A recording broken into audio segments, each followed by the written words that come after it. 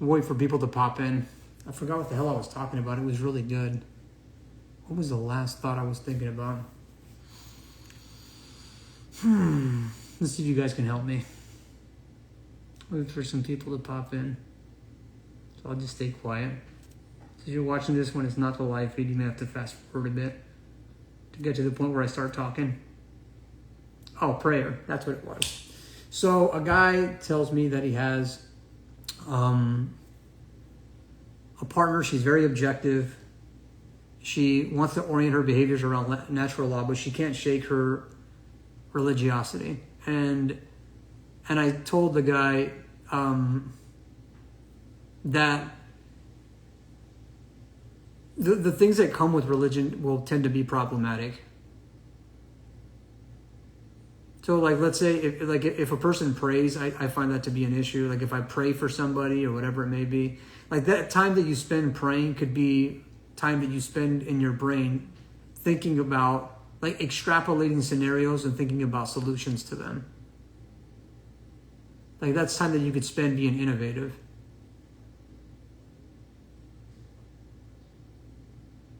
So I think prayer is a waste of time. And what I also find that's interesting out of people is that people that will pray, I've seen very popular influencers that insist that they pray a lot and they drink loads of caffeine and take all these freaking drugs and whatnot. And I'm just like, so many times people are just hypocritical about that. So as a release of that whole thing of, like, if you have a girlfriend who values being objective but she's religious, it depends on how that religiosity bleeds into your life.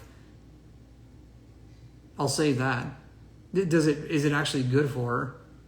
And when is it going to be an obstruction? And I'll tell you this much too, bro. I think a lot of times, if you don't have as much optionality in a relationship because you don't have as much perceived status, you're apt to put up with more things than you would imagine. Can you bring me the battery with the charger, please, Bomas? Porfas?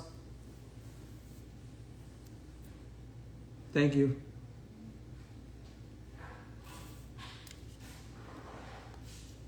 But yeah, guys who generally don't have enough status, respect, good looks, they usually have to put up with a lot worse behaviors.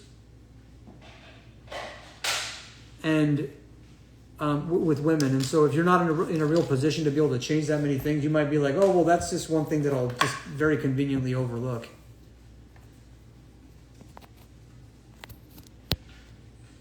Right? And for me, it's like if I was going to be put into a spot where I had to be with a woman who prayed or was religious or not, but seemed to check off so many boxes, and that was one thing that she held on to, there is no way in hell I could ever be with her. For me, that's a deal breaker, personally. I would break it off with her. Because if she has that concrete belief about that, then how many other concrete beliefs that are completely unsubstantiated, then how many other concrete beliefs is she going to have that are also unsubstantiated? I tend to find that when people have magical beliefs about one thing, they like to have, they keep those in their back pocket, so then at that point they can have other irrational magical beliefs elsewhere. And then you're left to deal with that problem. So to me, it's a non-negotiable. You know, what's interesting is I saw this guy. I watched this video today of this dude who does these videos. He's on the fringes because I look at everybody. I look at people that are mainstream. I look at people that are literally on the fringe that maybe get like 3,000-4,000 views per video. Some people in the middle. I look at everybody. And so I saw this dude, and he was like on the Christian nationalist end of the spectrum. And he's like, yeah, like I could empathize with the guy. Because I saw, he had said, like, here look, here's an example of a 90-foot Hindu statue in Houston, Texas. And I was just thinking, like, what? I was like, a 90-foot statue in Houston, Texas, to some god in Hinduism. And I was like, no. like, I guess maybe I'm just used to seeing like Christian churches and whatnot. Maybe that's the whole thing. But I'm like, yeah, bro, like, when somebody does that or a group of people decide to go down that path, it's like sending a message. And I'm like, no, no. I think that the U.S. wasn't meant to be Christian, fully Christian either. I think it was meant to be, if anything, deistic at most. At most, it would be that. But it was really probably meant to be secular, which is why they developed a separation between church and state in the country.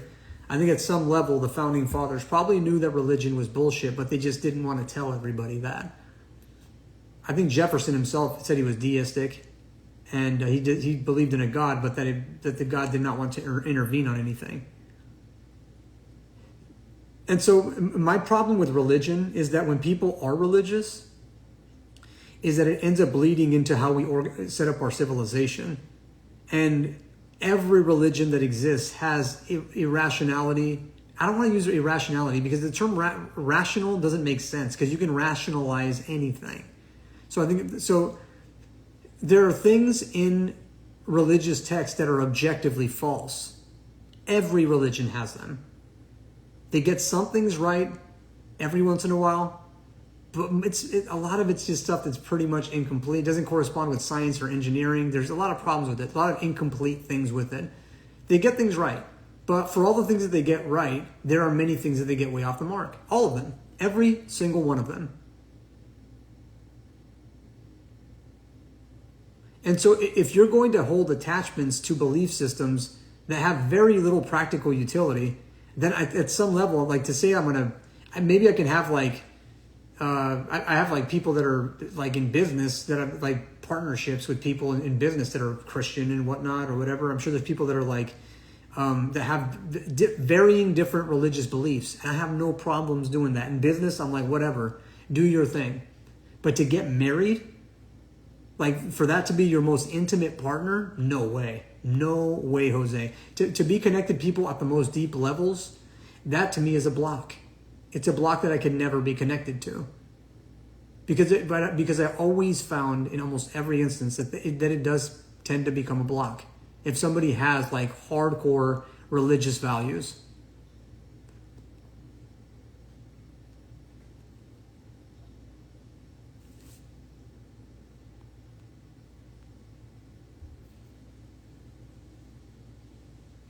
There's a guy who talked about levels of thinking. I'm wondering if you heard of it. Home Math? Yes, I've seen Home Math. Smart dude, but at the same time, and he does pretty good analysis. But he seems like a very woe is me kind of individual. It's like he's such a victim, and I'm just like, bro. Like I can't imagine how many times it's like it's like.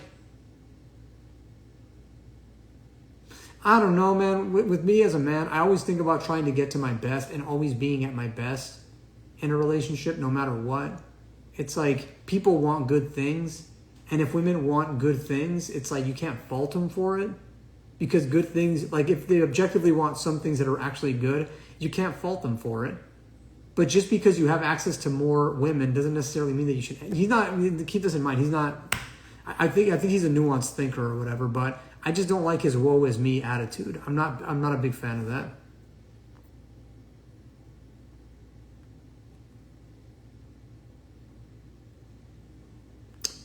Danny wrote, I drove cross country recently. The amount of churches I saw in Section 8 areas in Louisiana and Texas was noticeable. One every couple blocks next to all the liquor and weed stores. It's not by mistake. Yep, Danny writes, doesn't seem to be helping with decision making, clearly. So to go back to your whole thing, for me it's a red flag. Maybe not for you, maybe you're more tolerant, but for me I'd rather be alone than be with a woman who's religious. There's no way. To be that close with somebody and then have such irrelevant beliefs, it would just piss me off. It would just aggravate me. It would not work. There's no way. But I'm hardcore, bro. I'm very much into, no, I'm just right. You know what? There's so many times where it's like live and let live. But I'm looking at the state of the world and I'm like, no. I'm just right. And people should copy me. I'm just going to say it. I'm correct. And people should just copy me. It's a red flag, and I don't recommend it. And if she gets mad and she thinks that I'm a terrible person because she finds out that I said this on this live feed or whatever, I don't care. I don't care. It's like you guys have to realize that slippery slopes exist in civilization for a reason. And it's because when people go down a certain path, like people know how to step on the accelerator in a direction, but they don't know how to pump the brakes. They don't know how to brake. And somebody else has to reel them in. And so the problem with religiosity is that when you open up that Pandora's box, what comes on the back end of that is a level of rigidness that does not allow for much useful creativity. And it takes forever to find progress. Like we literally wasted thousands of years. After the Greeks, we literally lost, I think it was probably around, once the Greeks fell and like philosophy, they were on the cusp of having a scientific revolution. And then religion shot it down for like the next, I think it was like 16 or 1700 years. Philosophy in many regards did the same thing. And so we have that. So the consequence of religion, the slippery slope associated to it is us not attaining massive levels of progress. Now, I don't think that they're going to be able to slow down science or stop science at this point. I think science is a mainstay within our civilization. But I think if we're going to get to that next level, I still think that religion is one of those things that we have to overcome. I didn't believe it was that big of a thing. I thought it was mostly just a socioeconomics. I think a lot of it's socioeconomic. I'll say that. But I think that there's just some people that are again, they're mystical with their mindset and not mechanistic. And so if I'm going to have any people that are close to me, these dudes pretty much just need to be calculators. That's really what it is. Because I'm a calculator. And so I want calculators around me. I don't want hopers. I don't want wishers. I don't want prayers. I don't want any of that stuff. I don't need any of that crap.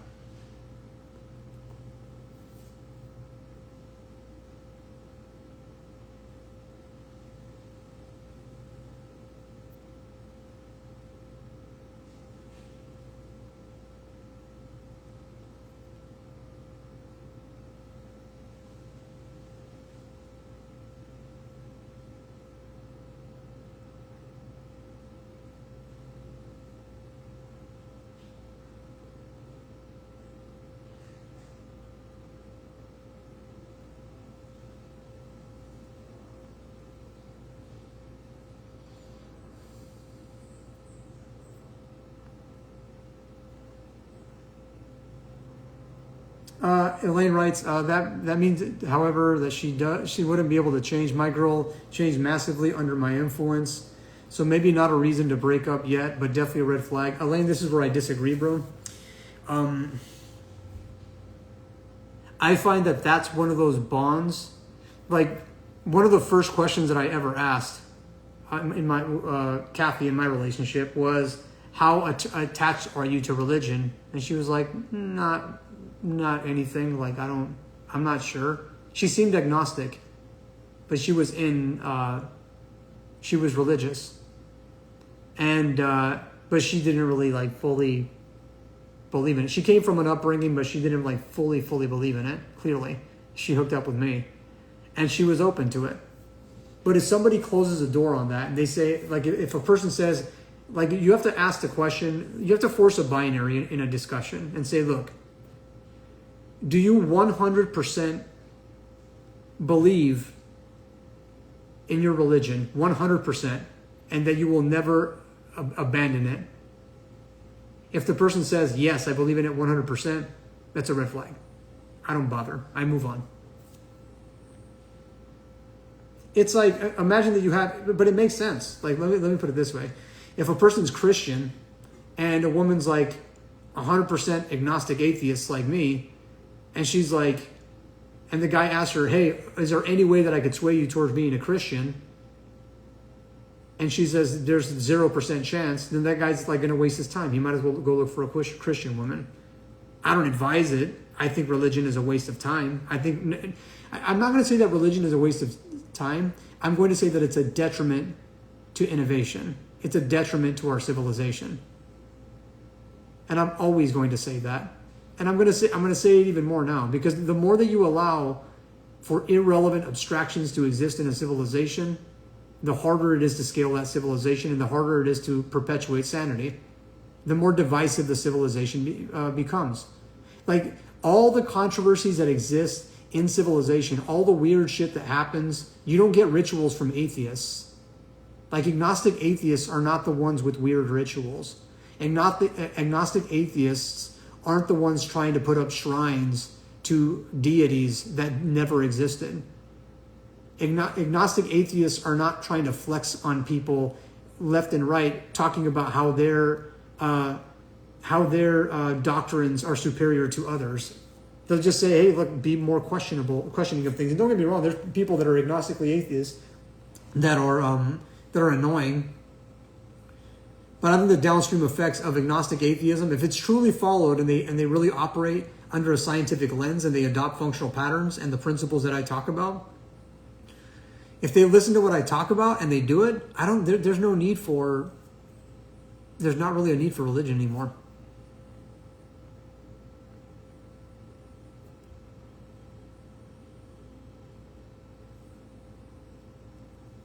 Now that you spoke earlier about leadership and innovation, is there someone or something that you've been inspired by lately?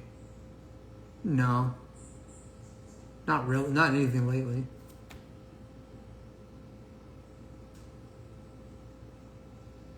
Nope.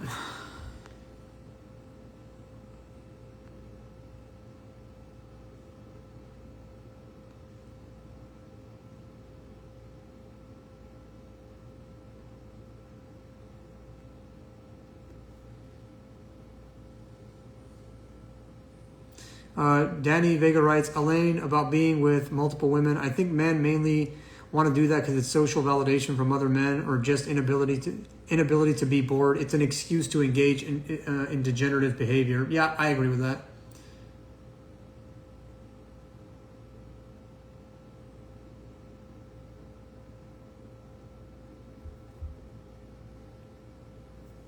Yeah, Elaine. Yeah, well, if she says will never change, definitely, that ain't good. Yeah, bro. But that's the whole thing. But with a lot of these people, if they have a concrete belief that's oriented to Christianity or Islam or whatever religion, it's like, they're going to drag that into the relationship at some point or the other.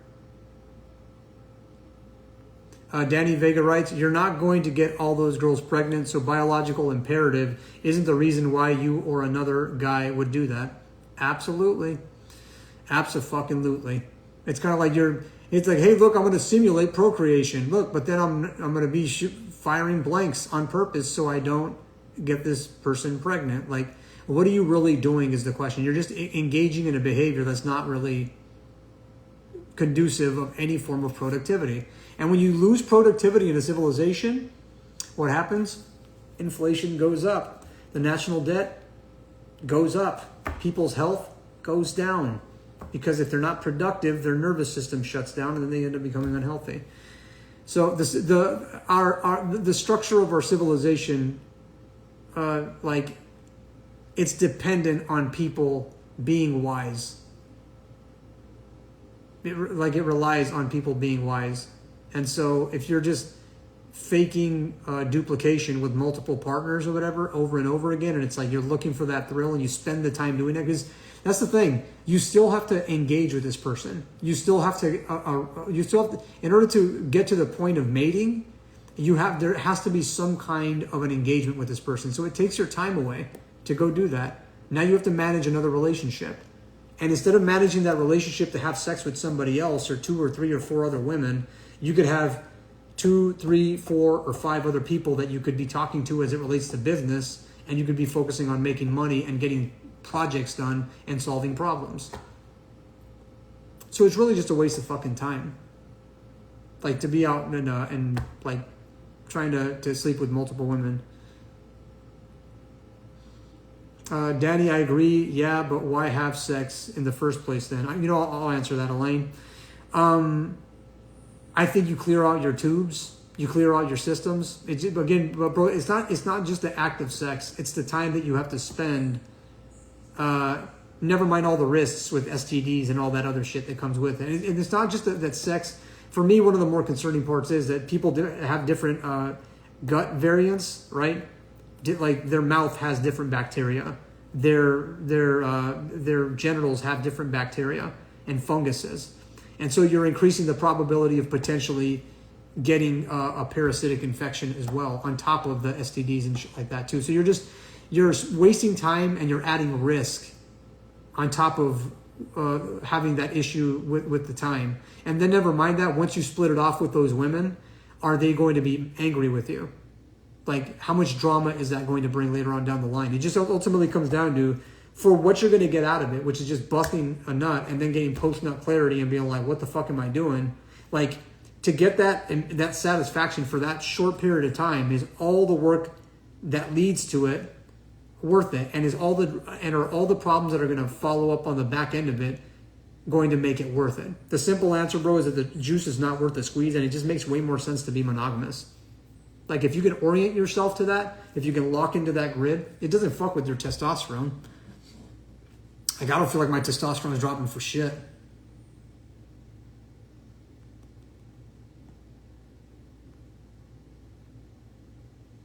No, but let me put it this way, bro. It's like, look, if it was me, bro, because you're saying you're 27, if it was me, I'd be thinking about things from the vantage point of like, fuck, man, it's hard. If I was in your spot, bro, I'd just regiment myself to fucking. It's hard, bro. That's a tough one. That's a tough one. I see where you're coming from. I see it. I could see that if you've been with a woman and you're at the age that you're at right now, fucking jam-packed. If I'm not even saying this is you, because this might not even be you. You might just be talking about a hypothetical. But let's say if a man is with a woman and he tells her, hey, look, like, I'm in my sexual prime and I'm horny all the time and I want to go explore different options for the time being, but the plan is going to be that I come back to you. Well, that's my commitment, to come back to you. Then maybe in a situation like that, you might be able to make it work out if you make that commitment. But the question that I ask is, I'm like, what if you find something that's more suitable? Now you're going to leave her completely fucked over, and she's going to be devastated after that. And never mind that, she will be devastated. And then every single time that she goes back onto the dating market, she's going to have that bitter taste in her mouth because she allowed for that problem. And then that fucks up the rest of the world even further. So that's the whole idea. Is like, we pay. What I told people for the longest time is that, and I have to go back to just thinking this way, because there is no live or let live in these circumstances. There really isn't. The decisions that you make right now have cascading effects on the back end.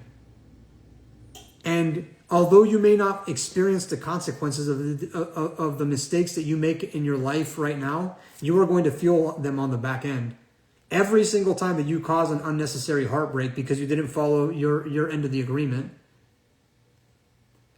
every time that you deceive someone, now you've given that person an excuse to deceive someone else because they've been deceived. So that's the whole issue.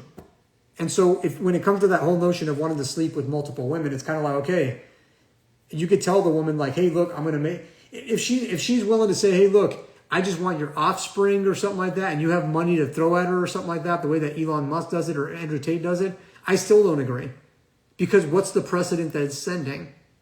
That there shouldn't be equality in society? That, like, for all this shit, when guys talk about, like, wanting to sleep with all these women and do all this shit, it's kind of like, bro, why don't you spend your time trying to help more people? Like, during that time. You don't think that there's other things that you could do that could be satisfactory for you, that would be, like, helpful? Like, think of all the patterns of behavior that you could engage in. That's going to be it? I don't know, man. That's the tough part. Honestly, this is why I waited till a little bit later in my life before I even got into a relationship. I didn't really get into a somewhat committed relationship till I was 30. That's why I never like tried to look for a girlfriend, because I didn't want to like break anybody's heart, because I didn't want to be the reason that to spread any cynicism about the world.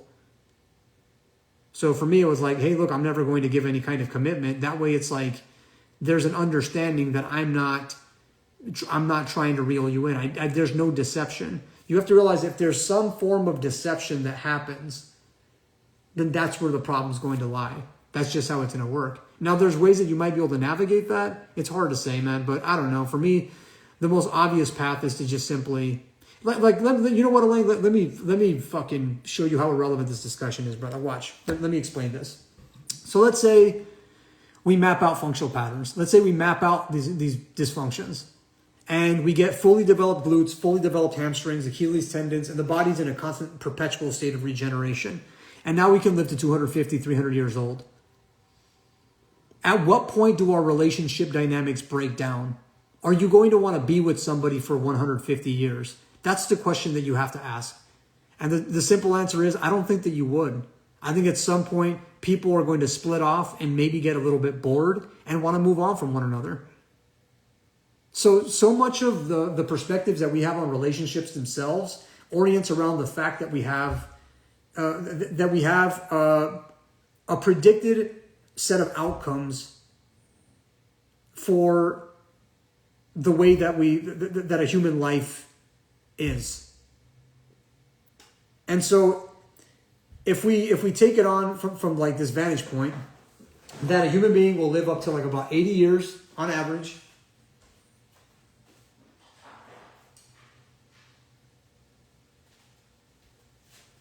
And that they'll live for 80 years on average, and then they'll be a kid up until they're about like 18 years old for the most part. After they're 18, it's like you get to go out and have more fun. Like there's more fun to be had after you're 18 and you graduate from high school. So between the ages of about 18 to about like 27, 28 is when you're going to get like the opportunity to really date and really figure like yourself out. So you're given a grand total of about 9 years to figure your shit out.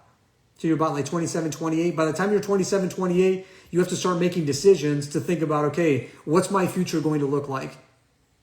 That's like, okay, what will my future look like after, like what am I going to be like in my 40s? You have to plan for your 40s and your 50s. You have to maybe think about planning for retirement.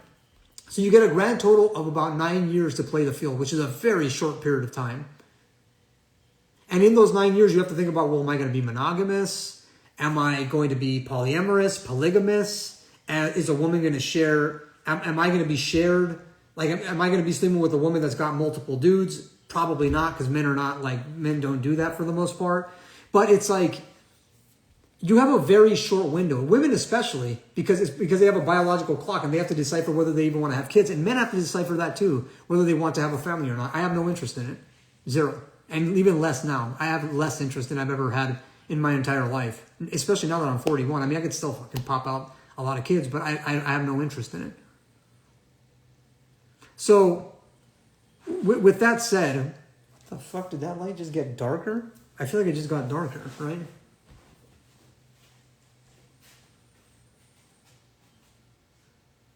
There we go. So you have a very short period of time to figure out what you got to do in this life. If you could be given another 100 years, 150 years to think it through and extend your 20s out for 150 years, then you could really sit there and say, you know what, let me play the field and then really see if I can find a really good relationship for myself for a given period of time. If you can find perpetual regeneration, that's the circumstance that we would arise at. And that's the kind of situation that I'm trying to create. That's where I'm at. So everything that we understand about relationship dynamics completely falls flat on its face the second you solve the problem that I'm trying to solve.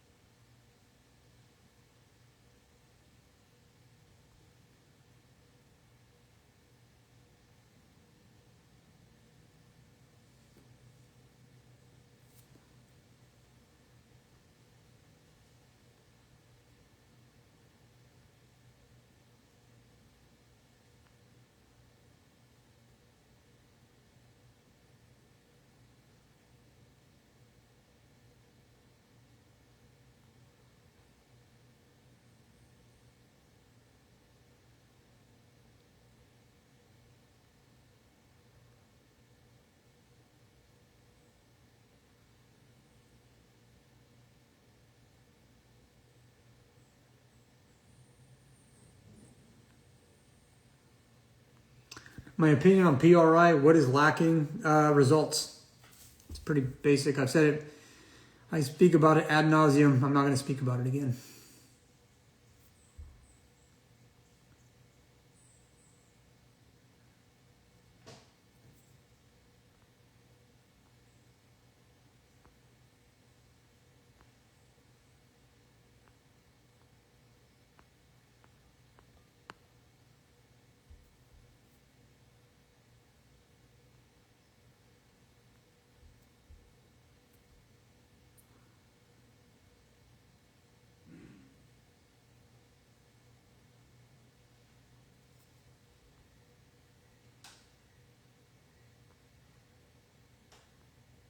LOL, bro, yeah, for sure. Bigger picture wise, this is irrelevant. Was just surprised by your take about not sleeping with multiple women, that it matters to you. I'm not, well, the reason that it matters, Elaine, is because people, it's like if people can't sort that out in their head, they spend their time they spend their time not being productive. And again, when productivity drops, so does innovation. So does when productivity drops, then inflation goes up, the deficit goes up, and health goes down, as does intelligence. So when you lose all of those critical things that make a civilization function, like these are the components to a functional civilization, is low inflation. Productivity is fundamental to a functioning civilization. Like people need to be productive. And if they spend their time going on these side quests that yield no returns, then we end up in a really fucked up society. We end up in a really fucked up world. So to me, it's a very important discussion because as biological organisms, we're very oriented by sex. Like sexual activity is a huge part to biology. It's a huge thing. Self-replication is a huge part of biology. And so to me, it's something that I've thought about quite a bit in terms of like how people orient themselves to it.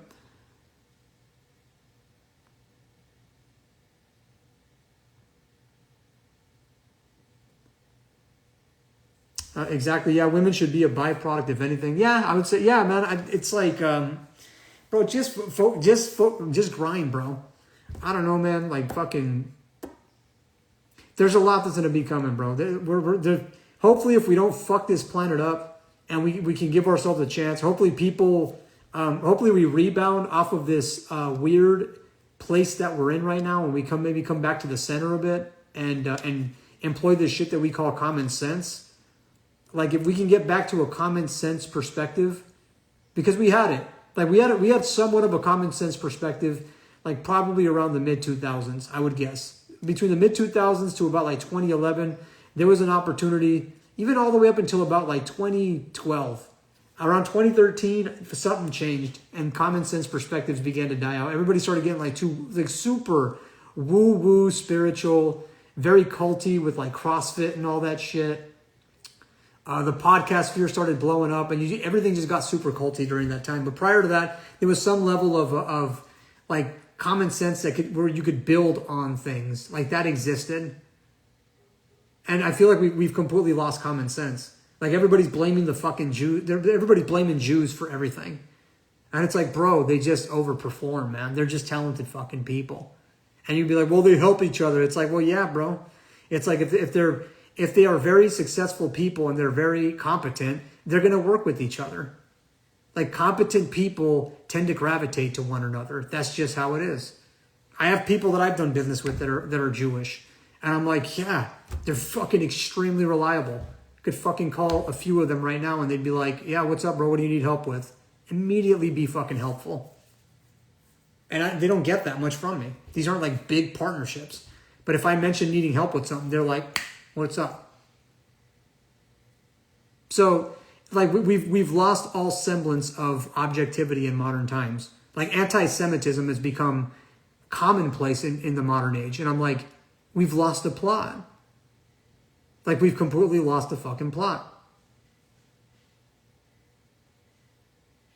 And again, it's not to say that Jewish people can't do wrong or whatever the fuck. I understand that. I get it. I'm not like what's going on in Gaza right now clearly is fucking. They need to fucking change it. But there's a difference between criticizing Israel and criticizing Jewish people. Big difference. And people are not finding that. People on the right wing of the spectrum are like, they've completely lost their shit. They're just like, oh, it's like, no, guys, like you fucking, there's a reason people in this country have failed. And it's because when you start the country and you start it with slavery, you kind of get accustomed to having other people do the work that are at a very, well, extremely low cost. It's not free because you still have to you have to house slaves and take care of them and whatnot. But it's like you start with black people in this country, and then you move on to, I think it was Asian people, and then I think it was Irish, and then Italians, and then I think it was, it's been Hispanics ever since that point. It's like in order for a civilization to prosper, you need to have people that are able to work with their hands, that are willing to do very, very strenuous labor with their hands that don't break down. And those types of people there's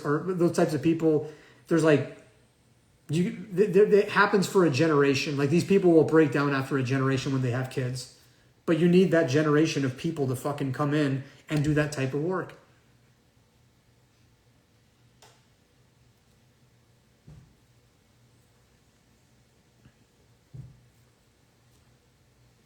I'm hoping that at some level we can understand that reality is a mathematics equation, that the people that are at the bottom that are conspiratorial can begin to be like, okay, what is it that's causing the national debt to get to where it's at? That's the question. Like, instead of saying, ooh, there's people at the top manipulating people at the bottom to eat McDonald's. There's people at the top manipulating people at the bottom to take Ozempic. Instead of saying that the people are being manipulated to do these things, can we just have a simple conversation and say that, hey, look, biology tends to orient towards having passive drivers initiate its behaviors. So like if you're given the choice to exercise restraint to feel good or to eat a very delicious food or to use drugs, which one are you going to choose? You're probably going to choose to use drugs, more than likely. Drugs will be because it's easy. So exercising restraint is the problem. There's no conspiracy to that. People don't choose to exercise restraint. They're not incentivized in their head to want to have restraint. There is no, that's the conspiracy. That's it. And I've been telling people this for the longest time. If you eat organic versus eating a conventional diet with food that has many chemicals in it, you're probably not going to feel that much better. If you eat like a grass-fed steak versus a conventionally raised steak, the difference between the two is not going to be that big. But people assume that it's like, hey, if I just, this is how it was for a long time. If I just follow this carnivore diet, my brain is going to say, oh, life is great. Now I'm in heaven because I follow this carnivore diet. That's how people think about it initially. Time passes and they're like, I don't feel at ease. What the fuck is it? Well, let me do this breath work. Let me follow Wim Hof method and start doing this breath work. They start doing it. They're like, oh, I feel better. My ribs are more asymmetrical now. Fuck. They don't notice it, but their ribs become more asymmetrical. And they still have that same anxiety. And now it's become intensified because they made a stupid decision. They're like, well, maybe I need to start doing it with ice baths. And then I need to start doing this and this. And maybe I need to start taking nicotine, as many people did for a while. Maybe nicotine is a solution to my problem. Nope, that wasn't. You do that for a while, you're like, damn, I still feel like shit. So it's like people keep doing so many different things that don't help them. But the thing that they need to learn how to do is learn to exercise some level of restraint on their impulses. And I'm not saying that you have to do it with everything. I'm just saying that you need to do it with most things. There is no conspiracy, is what I'm saying. There is no conspiracy. It's just, can people self-regulate? Like if the Jews had this master plan, right, to manipulate people, why didn't I get manipulated? I'm not Jewish. I'm not one of them. Like, I have like a small sliver of Jew in me, but you wouldn't think of me being a Jew if you looked at me. Why did I not get it manipulated into buying all this shit that supposedly the Jews pushed on me? Why? Why is that? And it's because of discernment. I discern. I ask. I ask questions. I extrapolate. I say, okay, instead of thinking about what's the most extravagant outcome, the most extravagant explanation, how about we go to thinking about what's the most boring explanation for this? Why is the world so fucked up? Well, it's because the world, it's like if you take it, somebody just put, it's because you aren't low IQ. Perhaps, I'm sure that has something to do with it, bro, but it's not that. It's like, look, bro, let me just tell you how I was raised. I was raised in the fields, right? I was raised working around people that had to do real fucking work. And when you understand like what it takes to manage an orchard, all the processes that are involved in it, getting a loan, saving money, and you understand, like, I remember when my parents planted their first orchard. They bought like 10 acres of land in like the middle of nowhere. And they were like, okay, they had to set up an irrigation line specifically oriented to it. And all this work, they had to like do all this shit to develop the land. And I was like, oh, okay, cool. So pretty much when you start a cherry orchard, guys, you just plant sticks. It's sticks that just grow like that. When you plant an initial cherry tree, it's just a stick. And what you do is you just plant these sticks and you set them up in certain ways. You have to decipher how much density, how big do you want these trees to grow? These are the types of questions you want to ask. And my parents were like, well, it would be more strategically intelligent to have smaller trees because it would be easier to get to the top of the tree. So therefore the workers would be able to get the fruit off easier. And so we would just have to prune the trees in a certain way to fit them to be more jam-packed with each other. So they kept the trees small. And so I remember asking my dad, I was like, oh, this is cool. So you planted those trees. And I'm like, I don't remember how old I was. Maybe I was like 10 years old or something like that, 11 years old. And I asked my dad, I was like, and I was just looking at this going like, dude, these are just sticks on dirt. It's just like sticks on dirt. I'm like, this doesn't even seem feasible. This doesn't even seem remotely fucking practical. There's no way that this is going to work. I'm like, I don't fucking get it. And so at some point, like I saw the trees growing, and it's very slow because we'd be there pretty frequently. We'd have to drive about an hour and a half to go see these trees, and the process would just be really fucking slow. And I'd be like, God damn, this is a slow process. And I asked my dad, I'm like, when do you think? And so I had to wait we had to wait 2 years before we harvested any fruit, which is almost nothing, like nothing. And I was like, Dad, when do you think these trees are actually going to produce something worth a fuck? Because I was like, we've already been waiting 2 years. And for me, I'm like just thinking, because they invested all this money. They're super stressed out. I could see the stress on my parents' face. And I'm just like, oh, they're so worried. And then subsequently, I would be worried. Because I'd be like, well, they're worried, so now I'm worried. Like, fuck. I'd be like biting my fucking nails all the time, going like, oh, I was just always really anxious. I was like, man, they're always worried all the time. And 2 years pass and we're just worried, and they're not making any money back. And so I asked my dad, I'm like, when do you think you're going to actually make money on this, or actually like get a decent yield? He's like, it'll probably be like another 2 years. And I'm like, fuck. I'm like, it's already been like 4 years, like from like the plans of everything. It's been even longer than that. Because I was like, 6 years old, I saw them planning and doing all these different these just engaging in several, like they I don't want to talk about all the things that they did for business, but they had a jewelry business, and then they transitioned into like trying to paint cars and doing all this shit. My parents tried a bunch of shit, all legit, because my parents. I turned out to be this ethical because I'm an ethical person. So if anybody's like thinking, oh, did they sell drugs? My parents didn't do anything like that. They were going to think about getting into the restaurant industry, but they opted not to do that. But I saw them save all this money to finally afford enough money to be able to buy some land and then plant their own trees. And I was like, fuck. Like, I saw that whole process just to get to that place. I was observing that as a kid. And then by the time they got that to, like, grow, maybe I was a little bit older. I think it may have happened where they planted those trees when I was like 12 or 13. Because it wasn't until I got into like the later stages of high school that they actually started making some money back. But dude, it was like a 10 to 12 year investment period that I got to see. I got to see all these steps laid out right in front of me. I got to see when I was, I think, born, I may have been in utero, but the Mexican peso devalued like that. My parents had saved a bunch of money doing migrant work, and they went back to Mexico. So essentially they moved to the U.S. temporarily, and they're like, yeah, we're not really welcomed here, so we're kind of fucked. They save all this money, and they're like, whatever, I guess we'll just go back to Mexico, and we'll just start businesses out there, and we'll try and hustle. They go back, and within a matter of a few months to a year, I think it was, my family was living out there, then it's like, boom, the peso devalues, and they lose almost everything like that. Within fucking like a few days, they lost almost everything. They had saved like fucking over $100,000, and they lost almost everything just due to the peso devaluation.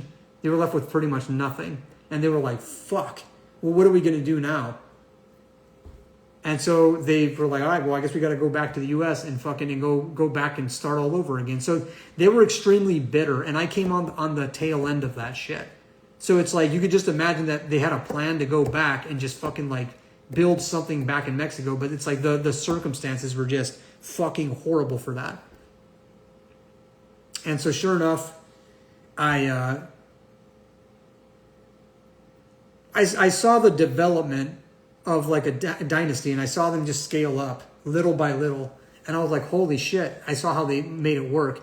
So it's not that I have a higher IQ, I just had an upbringing that allowed me to see how long it takes to get certain things done. And since they had a farming background from being back in Mexico, it enabled them to understand what it needed to be. And with so many people in general, like if you've never been a landowner, it's going to be really hard for you to understand these ideas. So you learn these things when you like when you're raised around it. So the IQ isn't it. So the reason that I'm not like easily exploited a lot of times just comes back to the fact that I had an upbringing that I had tenacious parents that fucking got after it, and I had an upbringing where fucking wisdom was just like baked in because we just tried so much shit.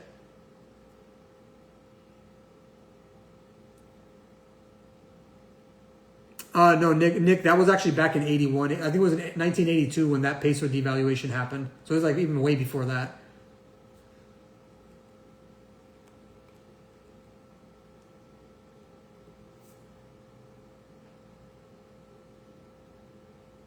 So this isn't an IQ thing, bro. And I think that this is where people, like, I get so aggravated because they don't research history. Instead of like, because I'm sure there's plenty of business books that highlight this type of stuff. Oh yeah, the 1982 one, Nick, was like significantly worse, bro. Way fucking worse. Shit got really fucked up. It was something that related to the oil reserves. Something happened, and then like oil reserves went high, and then because Mexico was so dependent on oil reserves, the value of the currency just died out.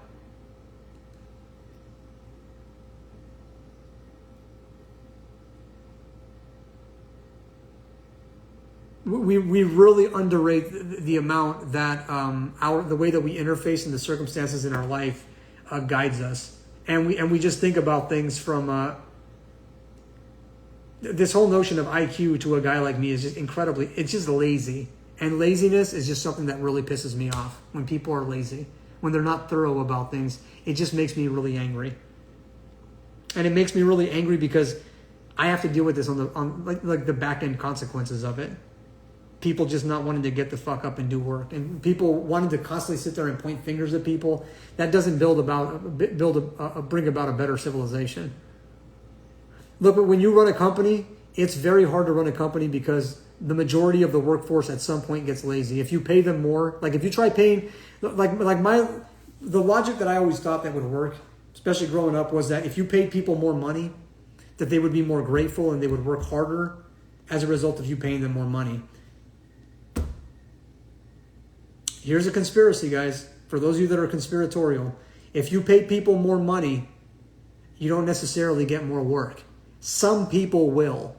Most people get complacent. They're like, hey, look, I'm kind of rich now. I kind of have money like that I can stack. I got some cheese stacked up. Awesome. I'm gonna just relax. I want to just kind of chill a little bit instead of trying to crush it and make more money.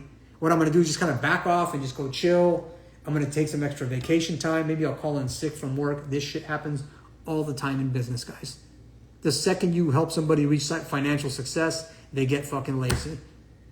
And at some point, it's like you're going to be like, hey, yo, well, what the fuck? Are you going to work or not? Whatever. And you try getting them to work. And a lot of times they just stop working. They just get complacent. People have a shelf life in the workforce. And this is why you have people in Silicon Valley trying to develop AI so they don't have to deal with this shit anymore. However, AI gets lazy too. Artificial intelligence gets lazy because if the servers get backed up because too many people are using the servers, it's like there's only so much computation that server farms can process. So at some point, the AI is going to also get lazy.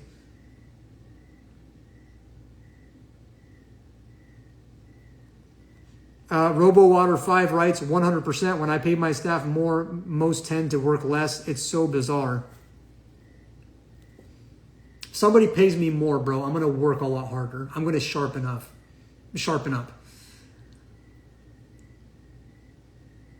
Strike Whistle Submit writes, yup, it kicks me off when I'm doing larger tasks. Bro, it's like this is an inescapable thing, even with AI.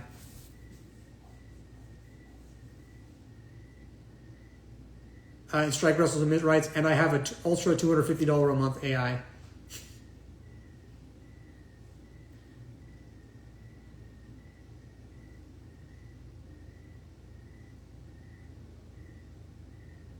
What breeds complacency? Biology. It's a biological thing. We tend to want to just sit down and chill whenever we get the chance because like living in nature is stressful.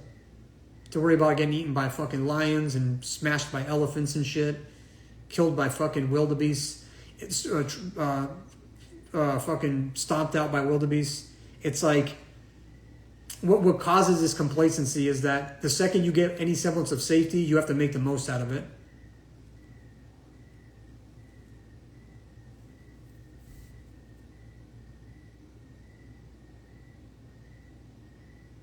But yeah, even Elaine Schrader writes, Elaine, you know what's funny? You put, don't pay that much, please. Yeah, I tried the $250 a month thing, and I was like, this is not really that much better than the $15 or $10 a month thing that I pay with ChatGPT. I kept it at $10, and ChatGPT does pretty much the same job. It's just like a person, bro. It's just like a fucking person.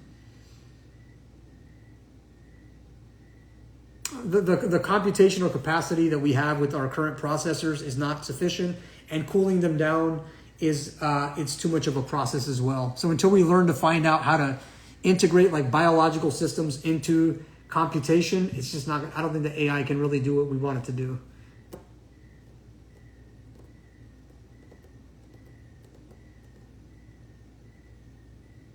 Are we getting complacent on wild land fire management? No, I think we're getting complacent with regard to wanting to preserve our ecosystem.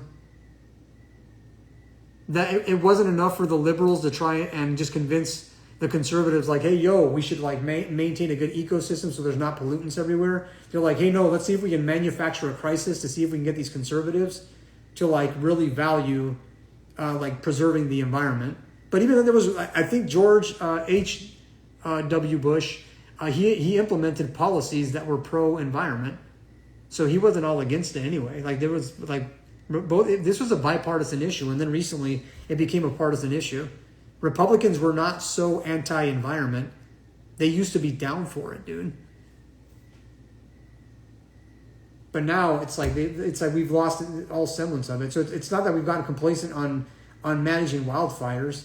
We've gotten complacent on trying to do whatever we can to reach a greener civilization, to have a greener civilization. I did some research today. It turns out that solar panels, they dipped this year. Year over year, solar panel sales have dipped. That's very discouraging. It's extremely discouraging.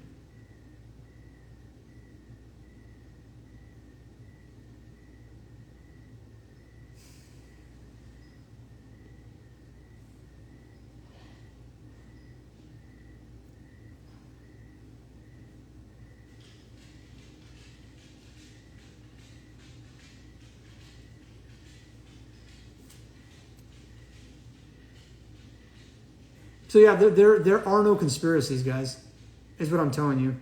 There are biological imperatives. There are programmed patterns that we learned in nature that we need to resolve in civilization. And those things are shit that we have to process while just sitting the fuck still and doing nothing else and just being like, okay, what interocept, propriocept, exterocept, like get in front of a mirror and be like, what the fuck's wrong with you? You know what I mean? Like, there's different ways that we have to like navigate how we deal with ourselves and how we relate to the environment, how we relate to other people.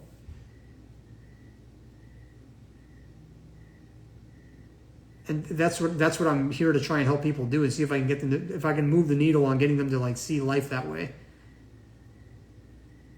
You need to get past first order thinking.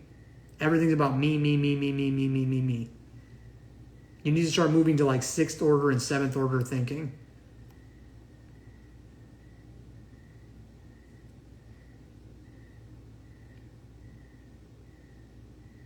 And I think that's what got me to understand that was seeing my family manage land.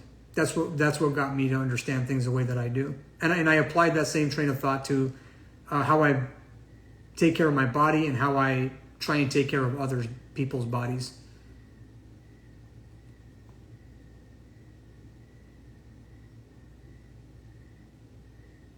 Anyway, guys, I'm getting close to ending this. If you guys have any questions, drop them. Otherwise, I'm going to close this off in the next like minute and a half.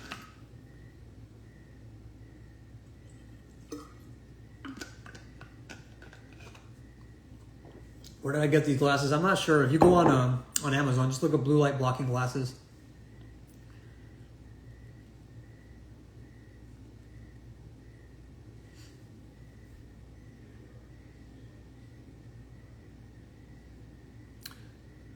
Thank you, Nick. Appreciate you, man.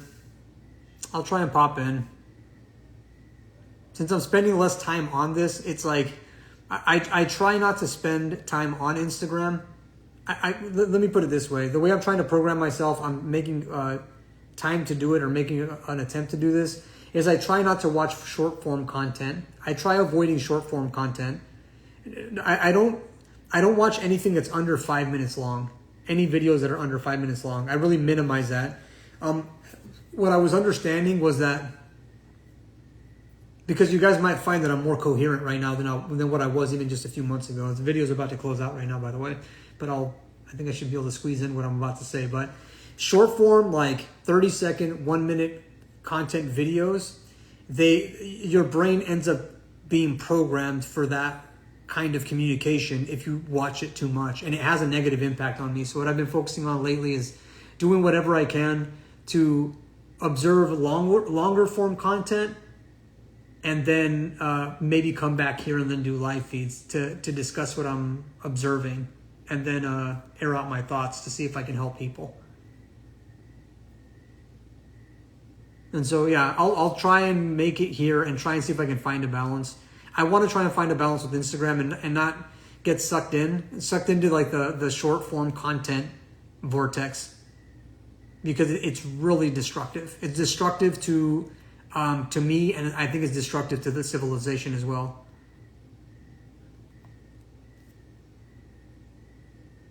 This is about to close out.